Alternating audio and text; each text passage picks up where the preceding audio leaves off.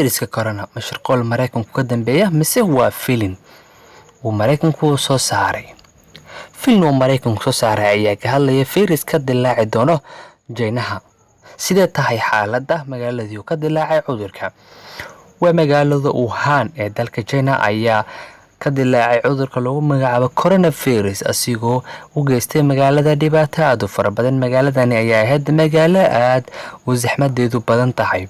Magaaladani ayaa waxaa ku noolaa dad aad u fara badan oo gaaraya 11 milyan oo qofood. Magaaladani ayaa ahayd magaalo aad u saxmad badan, haddana waa magaalo aad u haawanayso. Cudurka coronavirus ayaa u geystay dhibaatooyin aad u fara badan magaaladani. A virus that originated in China has made its way to the United States.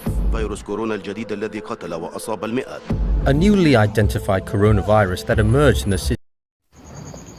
Arrintan ayaa laga hadlayaa adduunka oo dhan. Cudurkani inuu yahay cudur halis ah. Coronavirus dilaaca dalka China ayaa si gaaraya waddaman aad u fara badan iyadoo ay jiraan habab ka duwan oo lagu baarayo.